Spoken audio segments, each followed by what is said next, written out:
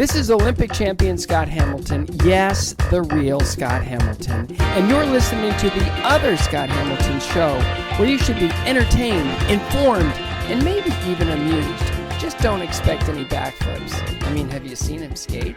Hello, and welcome aboard the Scott Hamilton show. Back up and running. Man, we've already got a lot of news going this week. It's only Wednesday, but a lot happening in the world of sports, particularly the world of college athletics. I don't even know where to start, really. The Big 12 report coming out from Seth Davis that the Big 12 is again looking at Gonzaga, bring Gonzaga into the mix. And it makes me wonder, do they then go ahead and make that run at UConn that they were seeming to make before the corner schools of the Pac-12, that being Arizona, Arizona State, Utah, Colorado, became available? I'm wondering. It all goes back to Brett Yormark's vision of making the Big 12 the alpha in college basketball, which you can make the argument it already is.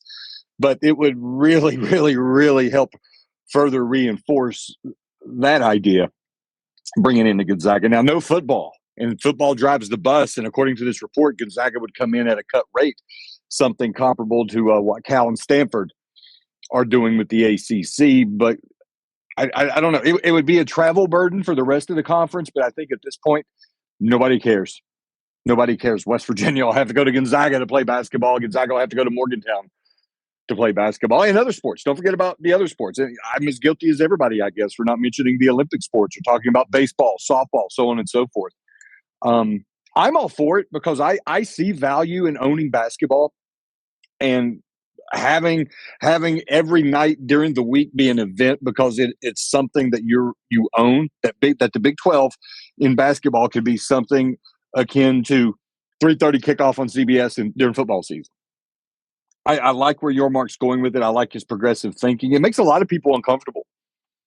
Some people say he's a snake oil salesman. Some people say that he's not focused in the right areas, that it's all about football. But I see a lot of value in just knowing who you are and owning it. The Big 12 is not going to be the SEC. The Big 12 is not going to be the Big 10 in football. It could be a really entertaining football conference, and I think it will be, but it's not going to match the Big 2 when it comes to level of talent. Let's just say that. And certainly not in revenue, particularly television revenue.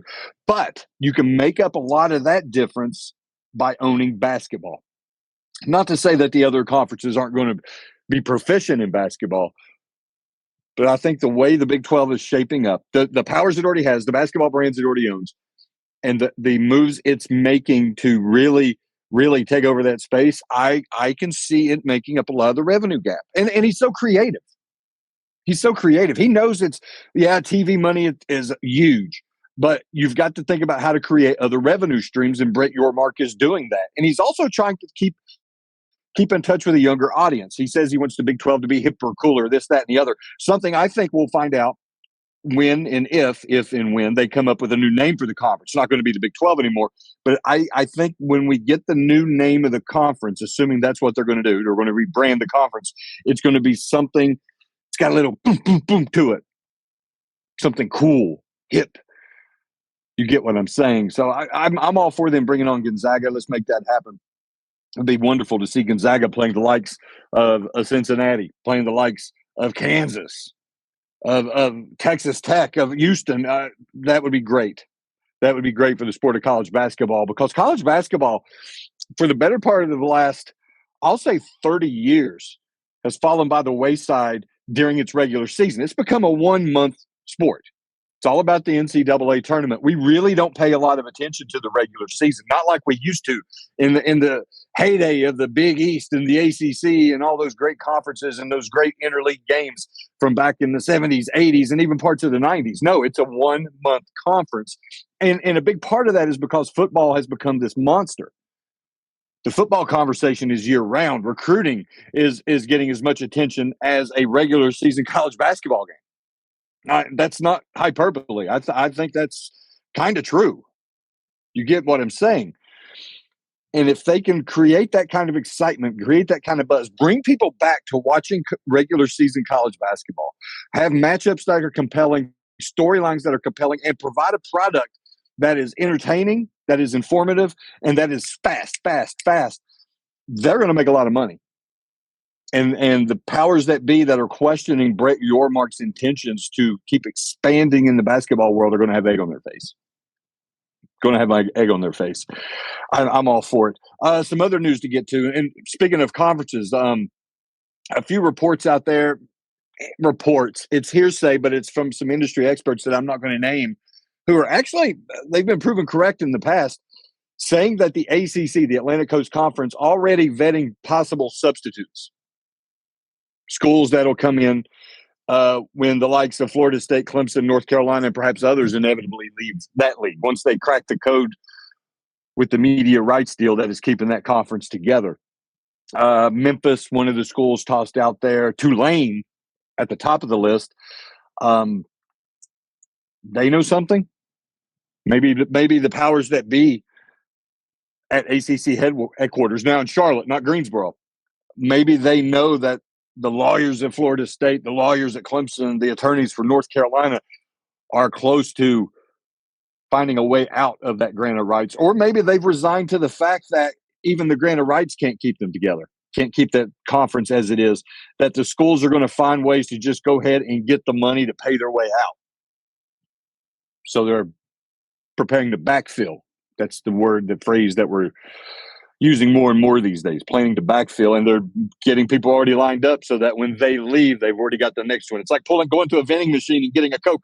Okay, well, here come the Clemson can of Clemson. Oh, another one slid down. Oh, it's not Clemson, but it's Tulane. You get what I'm saying? I say that a lot. You get what I'm saying. I need to quit doing that. But we'll monitor more of that, try to get a little more information on that. Good news out of Boulder, Colorado. Potentially. Either way, it's good news. Possibility that Travis Hunter, the two-sided, three-sided of the football phenomenon for the Buffaloes, that he might play on Friday against Stanford.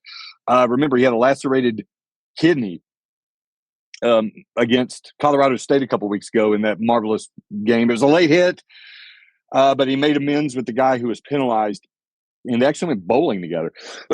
Excuse me. They actually went bowling together and got taped, videoed, and it was for charity. And that was a really good way to take a negative into a positive. But there's a possibility that he suits up on Friday. Travis Hunter, just such a wonderful athlete at cornerback, wonderful athlete at wide receiver, and he can return kicks, does everything. Really missed since he got injured by the Buffaloes. He was getting 120 plus snaps a week, just never coming off the field of just a football player. So that'll be a good get for Deion Sanders and the rest of Buffalo. The big news right now, though, Mark Stoops, the esteemed coach at Kentucky, I believe it's his 11th season as the head coach of the Kentucky Wildcats, winningest coach in school history. Who was the winningest coach prior to Mark Stoops? A guy named Bear Bryant. He left Kentucky to go to Texas A&M because he was not getting his just desserts. He felt that the basketball program under Adolph Rupp was getting more attention, so he split town. And it had something to do with a car. I think that Adolph Rupp got a Cadillac, and they gave Bear Bryant a Ford, and he got mad, so he went to College Station. Either way, Mark Stoops, Kentucky coming off that beatdown, 51-13 beatdown to the Georgia Bulldogs. He's doing his weekly call-in show, and he says, we can't beat them until we get more money. We can't beat them until we are more competitive in the NIL space. And he actually uses the word they bought players because they can, meaning through NIL. I got thoughts on it. One, he's not wrong. They have it going on in Georgia.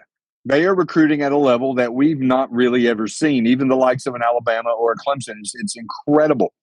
And NIL is a tool that they can use legally. But two, I think it's poor form. And some people say, well, it's no different than what Saban did. And, last year when he was talking about Jimbo and this, that, and the other, it is different. Saban was behind closed doors in a private booster meeting that got videoed and it got out there. Now, maybe he knew it would get out there. Saban is calculated like that, whatever. But to do it on your weekly radio show, 72 hours, 48 hours after getting the brakes beat off of you, I think it's poor form. It's something we're going to talk with Mike Griffith of Dog Nation. He's going to join us on the other side. We'll get his take on Mark Stoops' comments and get his take on Georgia hitting another gear after a lot of people, this guy included, began to question the Bulldogs and if they could repeat as national champions, third straight national title. We'll ask those questions of Mike Griffith on the other side. Stick around. More of the Scott Hamilton Show to come. Hello, sports fans. FanStream Sports. Hey, you like golf? There's a good chance you do, because I said so. But what do you need playing golf? Well, you need clubs. Right, clubs, you need balls. The thing that people don't usually think about is that golf bag. And that's what most people see when they look at your golf clubs, like right off the bat. And if you've got a raggedy bag, it's not doing you any favors, bud. So get you a new bag. Go over to orca-golf.com. Orca-golf.com. Why are you going there? You're going there because you want a golf bag, but you want one that's kind of screams you. So you want to pick the colors. Well, you can use your own custom colors. Maybe you have a logo in mind. Maybe it's your logo. You're like Prince. You just have a symbol. That's the case. Dude, you can get your logo on there. Your name, just get it done exactly like what you want it done. By actual designers. Nothing goes out of their factory without the approval of the founder, Erica Bennett, who is just brilliant. We've seen some of her bags. We've got one of them actually in the studio. And you know what? Dude, it looks good. If you want other people to look at your golf setup and go, man, that just screams Frank. You want that? Then go over to orca-golf.com. Do yourself a favor and use the promo code DSP10 for 10% off and free shipping. I'll say that again, DSP10 for 10% off and free shipping. So do it today, because Orca Golf is the best choice in the game. Hi, golfers. IndyCar Tim here. I want to talk to you a little bit about Golf Central Magazine. It's not just a golf magazine. It's the magazine for everything. Turf, travel, philanthropy, and lifestyle. Head over to golfcentralmag.com and check out the latest issue. Some of the regular features in Golf Central Magazine: the Golf Bachelorette of the Month, the Golf Bachelor of the Month, the Golf Cart Girl of the Month, Golf History, Grip It and Sip It. So head over to golfcentralmag.com. It's free. It's the magazine for everything: turf, travel, philanthropy, and lifestyle. Golf Central Magazine at golfcentralmag.com. We'll see you there. All right, guys, time to talk a little bit about Turf Life. You've seen the hats on our heads. You've been or seen the video of the studio. You've seen that the decals are all over the place. Turf Life. Man, it's the brand that salutes the consumer and industry players everywhere whose lives involve turf. What does that mean? That means if you play or have a business or, maybe you're a sports educator, you're going to be on turf at some point. So you live the turf life. So go ahead and tell everybody you live the turf life by having your Turf Life window decal or, the hat or the keychain or the something. Along that lines, just go to turflifeclub.com and become a turf head. That's what it's called when you live the turf life. You're now a turf head. And you can go join the club today and snag that window decal or snag any other special Turf Life accessories and go over there to that website, which is turflifeclub.com, and get your stuff and show everybody that, man, I'm all about that turf life. And then you just kind of raise your coffee mug at them and go, yeah, turf life, baby. That's what it's about. And then that's the end of the commercial. Ding. That means it's done in microwave talk. Hey, listeners, make sure you check out the brand new FanStream Sports in-studio text line. You can reach us during any of our live shows or 24/7 at 214-937-0569. That's 214-937-0569. Text us 24/7, day or night, and we'll reply to you and make you part of the show. Coming back at you. Now, more FanStream Sports. Welcome back. Again, one of the big surprises for me last weekend was Georgia just absolutely curb stomping Kentucky. I thought Kentucky had at least a puncher's chance given everything I'd seen out of Georgia, but I don't know that program intimately well, not like our guest, who can also give us some clarity and some perspective on what has manifested since that beatdown of Kentucky over the weekend. It's our friend Mike Griffith from Dog Nation. Mike, I'm going to go ahead and tell you right now, I didn't call an upset, but I called a close game. Were you shocked with how easily Georgia handled UK? Not really. I mean, it was a bad matchup for Kentucky. You're playing on the road in the SEC. I believe that was Kentucky's first road game of the season. They were playing a Georgia team that was really loaded for bear. I mean, all Georgia had heard all week was how Kentucky was coming with the big upset. Kentucky had the momentum after the impressive win over Florida. And, of course, Georgia had some struggles earlier in the season against South Carolina and Auburn. So I think Kirby challenged him. I think he had him in the right mindset. It was the right time of the schedule to be able to push those buttons. Georgia plays Vanderbilt this week, and then they have a bye week. So the Dogs went all in. And this was a matchup that favored Georgia from the get-go. Kentucky was not going to come in here and out-physical Georgia football. It just wasn't going to happen, Scott. You look at the last 4 quarterbacks that have beaten Kirby Smart. They're all in the NFL, right? You go down the list of Kyle Trask, Mac Jones, Bryce Young, and Joe Burrow. And Devin Leary does not resemble any of those 4 quarterbacks. Griff, I agree with that 100%.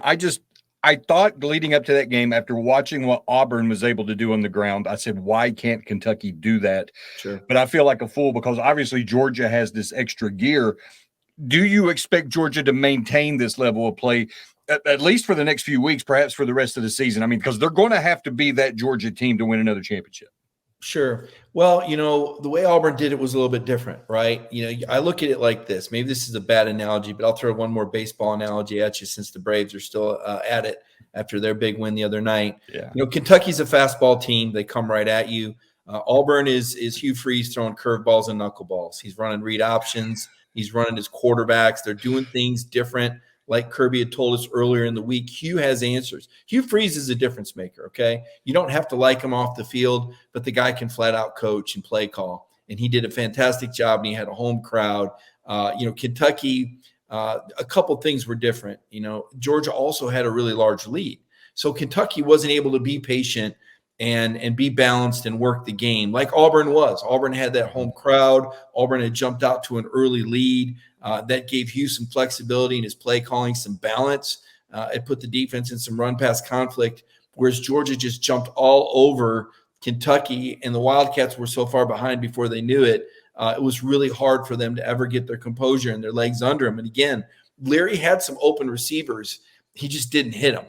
They weren't able to connect. They're not an elite team. I think your point is really good.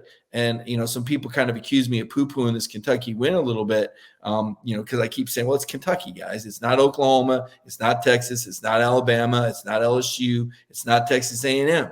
It's a team that has inferior talent.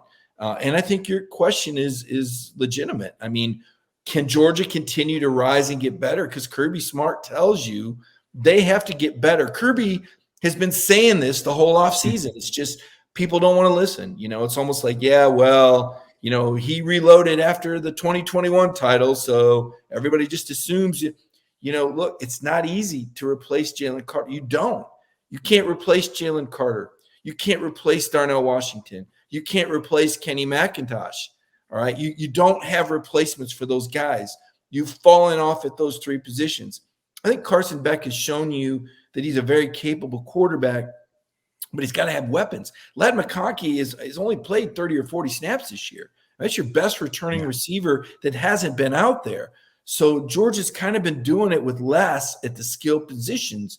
Now, to your point, Scott, will we see the best version of Georgia football in November? I don't know. I know that they've got Vanderbilt this weekend, and then they have a bye week, Florida and Jacksonville, but then they've got a difficult stretch, right? They play at home against Missouri and Ole Miss. Those are 2 capable programs. And then they go on the road and play in Neyland Stadium before a grudge match in Atlanta against Georgia Tech. So I think your questions, concerns, whatever you want to say, I think they're warranted. Georgia does need to continue to get better, just like the head coach has been telling us.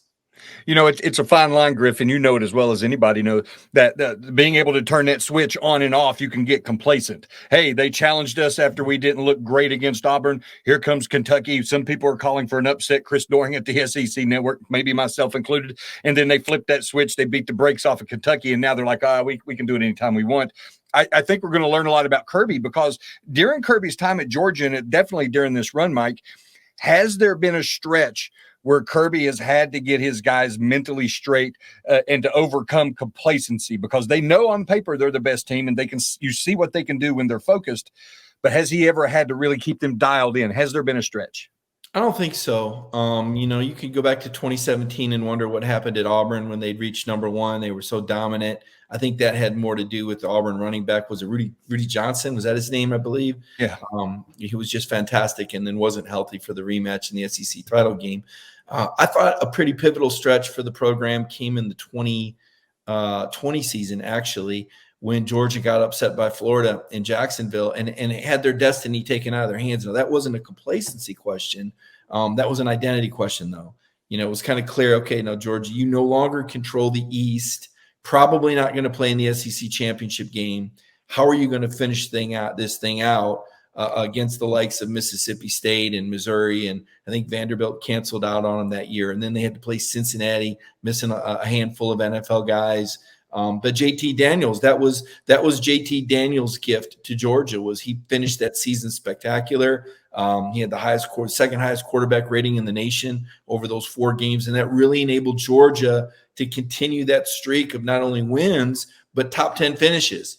Because that was a team that could have gone in the tank. I don't know if you remember the Mississippi State game, but it almost looked like Georgia's line of scrimmage didn't show up that night. They couldn't run the ball on Mississippi State. It was cold, and JT had to throw for 401 to beat Mississippi State by a touchdown that night. So that was kind of a moment of proof. Complacency doesn't really creep in around here because there's so much competition for position. I mean, if the guy starts to get complacent, somebody's taking his job. And that's just the way it is. And, everybody's good here. Everybody that's been recruited could start somewhere else. And so there's really not enough room for anyone to get complacent because Kirby's proven he'll take anybody's job at any given time if they're not performing or if they're not bringing the right intensity. Mike, I have one more topic I want to get on with you, but I'd be remiss if I didn't ask you this question. You bring it up about Hugh Freeze being a difference maker. And I love the analogy, the baseball analogy. That's absolutely perfect. Knuckleballs and sliders and all that stuff. What is your timeline for Auburn to be a force in the SEC again? How soon can you see him getting that going? Depends on how much money they're willing to spend to get players. You heard the Kentucky coach today, or yesterday said that Georgia's bought a lot of good players and people acted all offended, but he's telling the truth. Just like the rest of the SEC will tell you that Kentucky's been buying basketball players for decades. I think what Stoops said, I don't think it was by accident. I don't think it was reckless. I think it was very calculated. And he's basically telling the Kentucky boosters, where do you want to put your money? Do you want to put it in basketball or do you want to put it in football? Or do you want to try to put it in both? Because whereas John Calipari has a lot of advantages with players that Kentucky can bid for, the football team doesn't, right? I mean, it's very much a middle-class football program. And I give Mark Stoops credit. I think he's taken that program about as far as he can take them on that budget. Right. It's like going out to eat. Right. And I won't insult any fast food. It's like you're asking people at fast food restaurants to use those ingredients and make 5-star meals. He's got to be able to get better players at Kentucky for Kentucky to be able to compete against the Alabamas and the Georgias and the LSUs. So I think the message was pretty crystallized and clear. And so I take that back to your question. When can Auburn start to get players that are on a level with Georgia, that are on a level with Alabama? I know Bruce Pearl went down there, and I covered Coach Pearl at Tennessee. He's amazing. Probably the most fun beat I was ever on, just because of the kind of fun that he has at his practices. But I couldn't believe that he wanted Auburn. But how did he win at Auburn? He wanted Auburn by getting good players. He's a great coach, but Bruce recognized he needed good players. It's no different for football. Hugh's got to get great players to do great things. You are the consummate professional, because that was actually my next topic, and you managed to bleed the two together. It's almost like you've been in the media for a while. The Stoops thing and the Auburn thing. I would like to get your take, though. We know it's true. You got to have money to get the players. That's the lay of the land now. Don't hate the player, hate the game. But still, how poor of a look is it? Maybe not necessarily for Mark Stoops, but for the Kentucky program, that he's out there after getting the break speed off of him, saying we need money to compete with the likes of Georgia, instead of putting more on himself and saying, you know what, we just got to coach him up better. I don't know. It just seems like poor form to me, Mike. What's your take? Yeah, I mean, there was a time it would have been, but these are desperate times. I mean, my goodness, you heard Nick Saban crying foul after the recruiting classes a couple of years ago. People could say, oh, it was bad form for Nick Saban to say that Jimbo Fisher had bought that record-breaking recruiting class. But it was very true, and it came at a time when a lot of people didn't know what was going on. In fact, there were some people that actually challenged the validity of what Nick Saban was saying. Lane Kiffin wasn't one of them, because Lane Kiffin was bringing it up. But what happens is you get fan bases that are very unrealistic, right?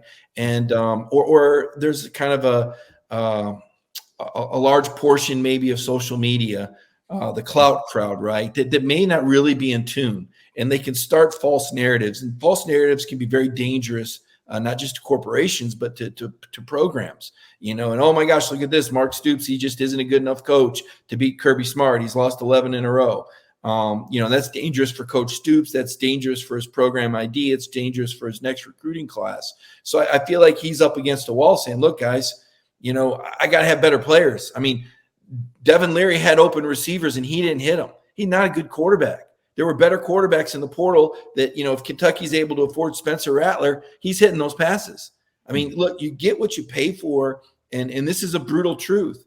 And it's time, that everybody understands this. And I don't think everybody does. And I think this, that there's different levels of knowledge in the fan base. And everybody's got a blog, it seems like. But there's the people that pay close attention, understand the dynamics of what's going on. It really hasn't helped Georgia, by the way. You look at Georgia, and they've got a few transfers. They've got Ra Thomas and Dominic Lovett and Tyke Smith. They're 3 impact transfers over the last 2 years that are on the roster.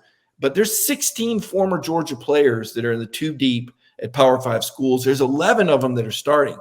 Jermaine Burton, the guy that helped Georgia beat Mississippi State that year, I was talking about in 2020, he had 197 yards catching. He had 197 yards for Alabama.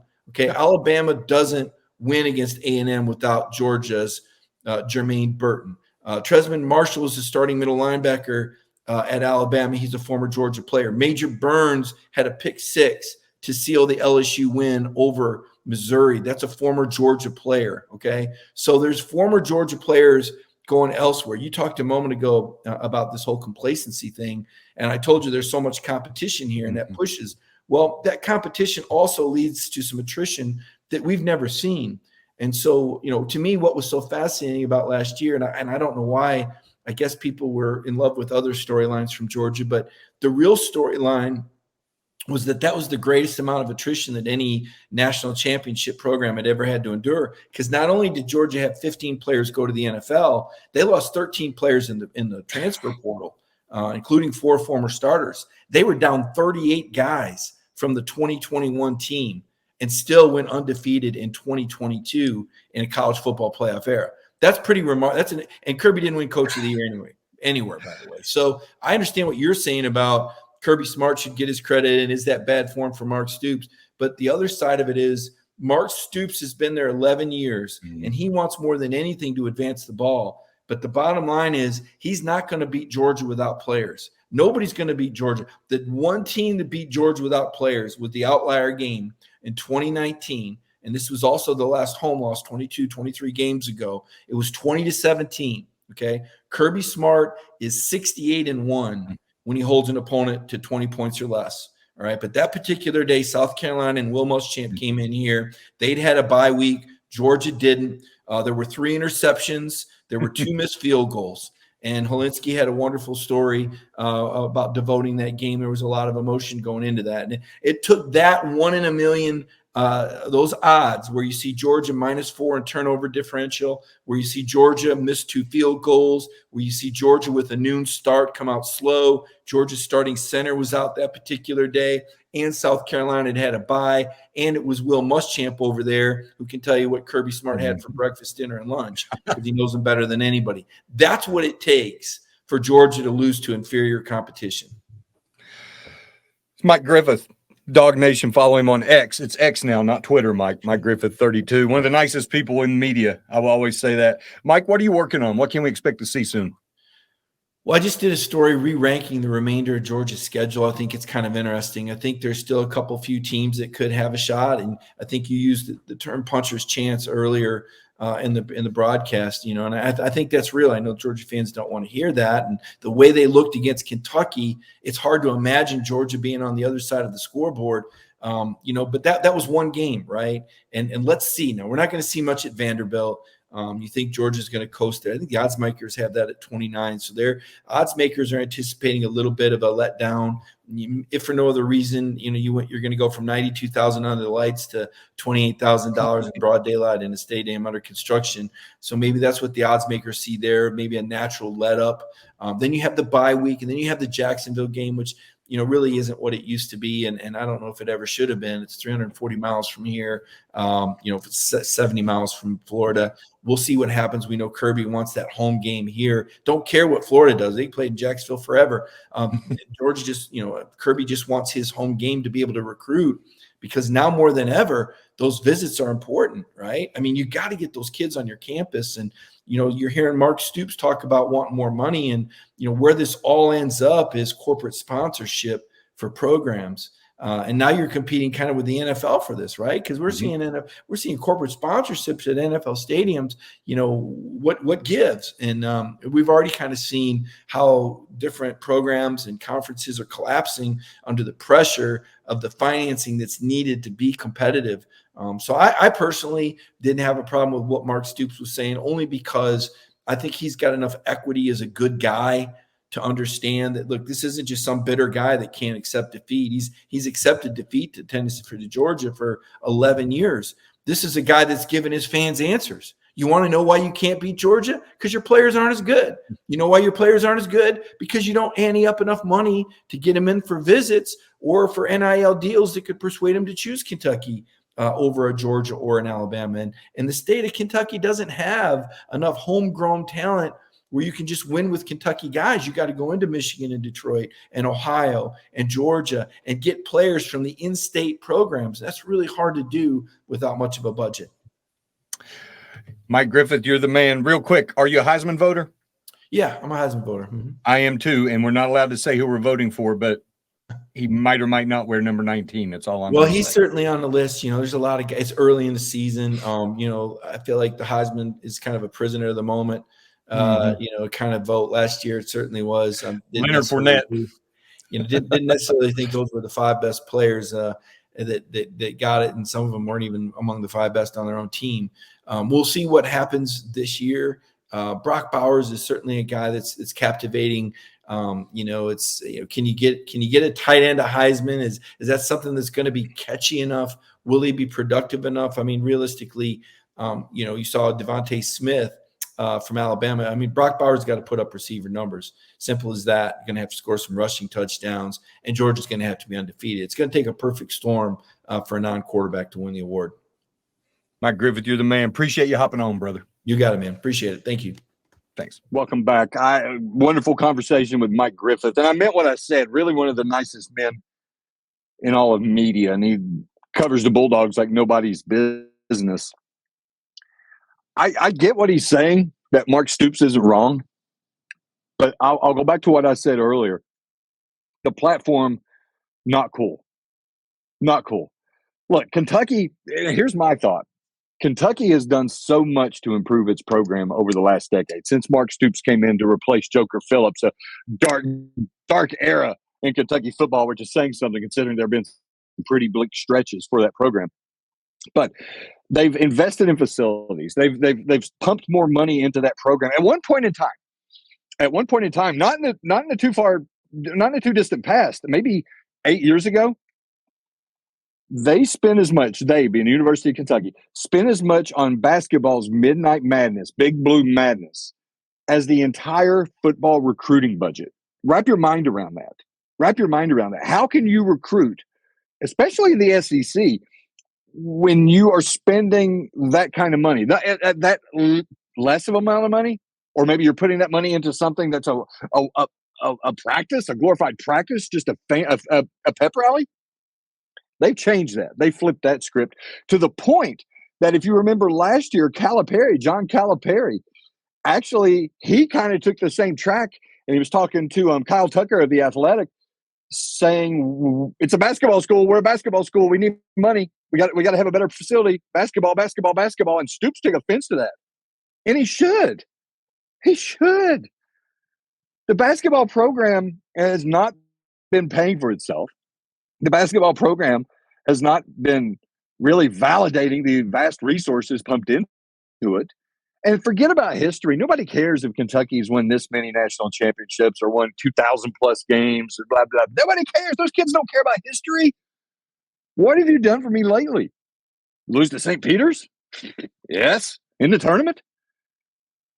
It doesn't matter. They don't care about that. They care about what you can do for them in name, image, likeness. They care about how you can position them for the NBA draft, which John Calipari does a great job at, but that makes it even more concerning.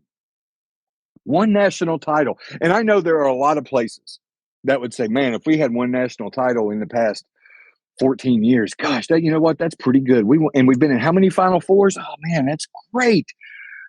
But when you look at how he's promoted that program, how he's constantly positioned Kentucky as the destination, the brand, it's unacceptable. It's unacceptable. I think about the 2015 team at Kentucky. And I know we're off topic here, but I think about the 2015 team at Kentucky just steamrolling through the regular season. Everybody predicting this is going to be the first undefeated national champion since 1976 Indiana. And they get to the Final Four and lay an egg against Wisconsin. I was there. I saw it.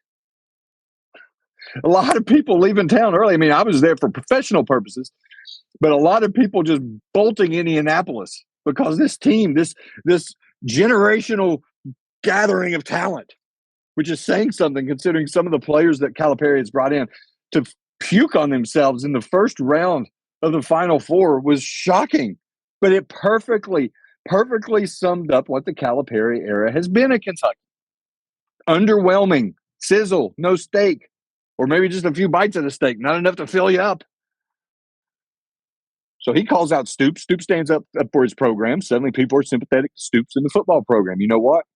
Stoops has done a good job. He's taken them to all these bowl games. He's the winningest coach in school history. He wins 8 games a year. Every now and then they'll pump out a 10-win season, which is ginormous at Kentucky. Yeah, but they had a caller actually say they've only had 4 wins against teams that finished the season with a winning record in the SEC since he took over. Stoops challenged that. Well, that's not right. That's not right. Yeah, it's right, bro. Yeah, it's right. You have the 4th winningest record in the SEC since, I think, 2018. But the divide between 3 and 4, 2 and 3, just massive. Alabama, Georgia, everybody else. And the gap is not getting any closer. It's not. No matter how much money, and here's why. No matter how much money they put into the program at Kentucky, no matter how much sweat equity they put into that program, it will never get over itself because there's something called the blue mist and it sees basketball. It's always looming. It's always looming. They would trade a national championship in football for a national championship in basketball. I promise you that. I promise you that. But also this program has been traditionally so underwhelming that it's in their DNA now. They can't get past it. They can't stand prosperity. That they will always have this, maybe subconscious, they don't realize it, mindset that this is their ceiling, not this. And it will never, ever hit the likes of a Georgia or an Alabama, so on and so forth. Kentucky will never go to the college football playoff. I'm going to say that right now. 12-team playoff? Nope. Will never happen. And I know that'll rub a lot of people the wrong way, but I don't care. That's truly how I feel. And that's fine for most of them. They go to the games, they tailgate, they have a blast. Hey, they win 8 games, win to a bowl game. It's great. Remember the Guy Morris era when they were winning 2 games? Whatever. I'm not far off. I might be correct on that number. They're happy with that. That's the ceiling. They say the ceiling is here, and they're good with that because it used to be down here. It'll never be up here. Never. Because they can't get over that. They can't get over it. It's up in here. So just something to think about. Poor form on Mark Stoops' part. He did take a lot of accountability for that loss, saying he wasn't pleased in any facet of the game. But to blame it on playing, just Georgia's better team. Yeah, they played by the rules. They bought players, I use that word because he did. They played within the rules. NIL was fine for them. They were able to go out and get the best 85 guys. I don't hate them for it. Don't hate the player, hate the game. Don't hate the player, hate the game. And Georgia, I was wrong. Georgia did have another gear. After watching them look so underwhelming, especially on defense against Auburn, so underwhelming the first half, part of the third quarter against South Carolina, just throughout the year, just lethargic, going through the motions. And then to come out and do what it did to Kentucky, whew, it's impressive. But I do stand by this, and we talked about it with Griff. Complacency is a thing, and this might be the first time that Georgia's had to deal with it. And I don't know if this win helps or it hurts Kirby Smart's efforts to avoid complacency, because now his guys know they can come out, flip a switch on a pretty good team, coming in on a heater, and just rock their world. It's good to know that, but they still need to have that little inside them that'll keep them from leaning on it. So just something to think about. That's it for the show. I want to thank Mike Griffith for coming aboard. Dog Nation. Love Mike. Great guy. Remember, if you don't have the mobile app, download it. Got it for Android. Got it for iPhone. Hit up the FanStream Sports Facebook page. Give it a like. Give it a comment. This, that, and the other. Subscribe to the YouTube page. Hit us up on anywhere you can find a podcast. You'll find the Scott Hamilton Show. Spotify, Apple, iTunes, whatever. You got it. You'll be able to find it. And as always, hit me up on Twitter, X, at ScottH4456, ScottH4456. Otherwise, I got a lot more prep to work on. I got a lot more to read. We got some good games coming up at this weekend. Can't wait to dive into it. Until next time, be safe.